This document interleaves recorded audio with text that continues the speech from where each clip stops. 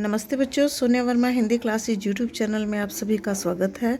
और आज मैं आचार्य शुक्ल के इतिहास ग्रंथ से संग्रहित रीतिकाल की प्रश्नावली 25 आपको पढ़ाऊंगी।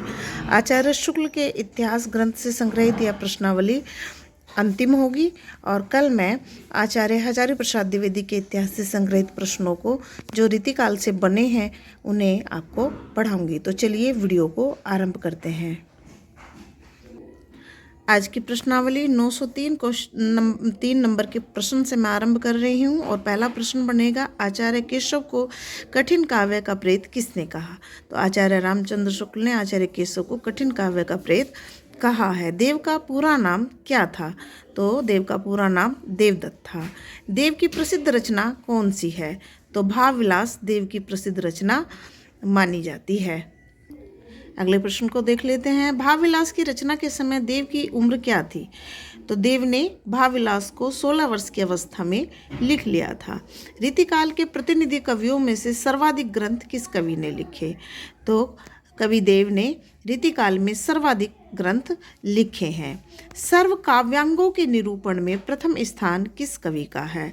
तो आचार्य भिखारीदास का रीतिकाल में यह प्रथम स्थान है, क्योंकि उन्होंने अपने ग्रंथ में सभी काव्यांगों का विस्तृत रूप से वर्णन किया है।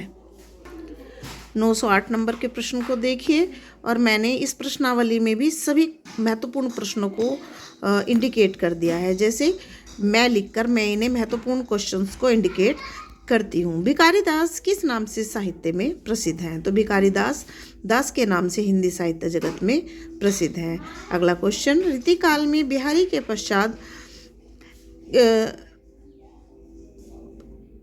प्रसिद्ध किस कवि का स्थान या प्रसिद्धि में किस कवि का स्थान आता है? या ये क्वेश्चन ऐसे भी बन सकता है कि रीतिकाल में बिहारी के बाद कौन से कवि सर्वाधिक प्रसिद्ध रहे? तो कविवर पद्माकर सर्वाधिक प्रसिद्ध रहे हैं। आचार्य शुक्ल के इतिहास के अनुसार है ये बात। उन्होंने कहा है कि बिहारी के पश्चात पद्माकर का स्थान आता है रीतिकाल में। अगला क्वेश्चन देख लेते हैं 910 नंबर का। पद्माकर को कविराज शिरोमणि की उपाधि किसने दी? तो जयपुर नरेश महाराजा प्रताप सिंह ने उन्हें कविराज शिरोमणि की उपाधि से सम्मानित किया था। जो क्वेश्चन मुझे नए मिलते हैं उन्हें भी मैं इंडिकेट कर देती हूँ। तो यहाँ पर 911 नंबर का क्वेश्चन है जो मैंने ए करके लिया है, वह है घनानंद को साक्षात रसमूर्ति किसने कहा या ये उपाधि उन्हें किसने दी? तो आचार्य रामचंद्र शुक्ल ने घनानंद को साक्षात रसमूर्ति कहा। रीतिकाल के अंतिम प्रसिद्ध कवि कौन माने जाते हैं? तो कविवर पद्माकर रीतिकाल के अंतिम प्रसिद्ध कवि माने जाते हैं। साक्षात रसमूर्ति किसे कहा जाता है? क्वेश्चन बहुत महत्वपूर्ण, हर तरीके से पूछा जाता है। तो घनानंद को साक्षात रसमूर्ति कहा जाता है। घनानंद किसके मीर मुंशी थे? तो वह मोहम्मद शाह के मीर मुंशी थे। घनानंद की प्रेमिका का क्या नाम था? तो उनकी प्रेमिका का नाम सुजान था। जीवन के अंतिम दिन घनानंद ने किस स्थान पर बिताए? तो घनानंद अपने जीवन के अंतिम दिनों में वृंदावन आ गए थे और अपनी आखिरी सांस तक वह वृंदावन में ही निवास किए। 916 नंबर का क्वेश्चन देख लेते हैं। घनानंद किस संप्रदाय में दीक्षित हुए थे? तो घनानंद ने निम्बार्क संप्रदाय में दीक्षा ली थी। रीतिकाल का कौन सा कवि वियोग श्रृंगार का प्रधान मुक्तक कवि है? तो इसका उत्तर है घनानंद। लक्षणा शब्द शक्ति को आधार बनाकर किस रीतिकालीन कवि ने सर्वाधिक काव्य लिखा? या ये प्रश्न ऐसे भी बनता है कि किस रीतिकालीन कवि के काव्य ग्रंथों में सर्वाधिक लक्षणा शब्द शक्ति का प्रयोग हुआ है? तो इसका उत्तर भी घनानंद। तो घनानंद ने जो है लक्षणा शब्द शक्ति का सर्वाधिक प्रयोग अपने काव्य ग्रंथों में किया है। 920 नंबर के प्रश्न को देख लेते हैं, महत्वपूर्ण है। किस रीतिकालीन कवि का एक ग्रंथ भारतेंदु जी को अत्यंत प्रिय था? तो हठीजी कृत राधा सुधा शतक भारतेंदु हरिश्चंद्र जी को अत्यंत प्रिय था।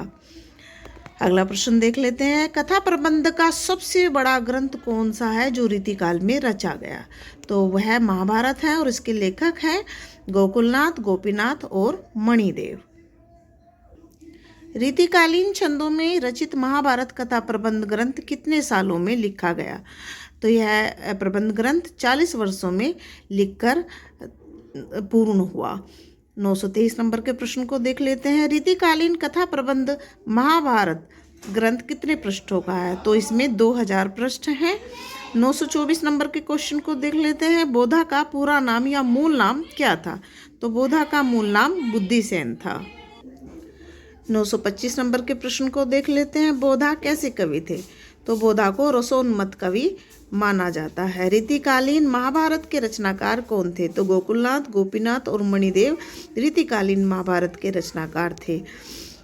इस प्रश्नावली का अंतिम प्रश्न और आचार्य शुक्ल के इतिहास ग्रंथ से रीतिकाल के संग्रहित प्रश्नों की ये अंतिम प्रश्न होगा कि केशव हृदयहीन कवि है, यह किसने कहा? तो आचार्य शुक्ल ने आचार्य केशव को हृदयहीन कवि की उपाधि दी थी।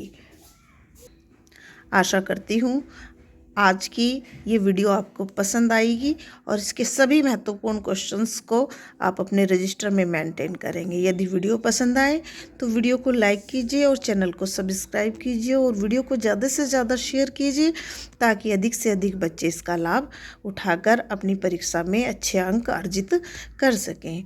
तो चलिए कल आचार्य हजारी प्रसाद द्विवेदी के इतिहास ग्रंथ से संग्रहित प्रश्नों की प्रश्नावली में हम फिर मिलते हैं। तब तक के लिए नमस्ते, धन्यवाद।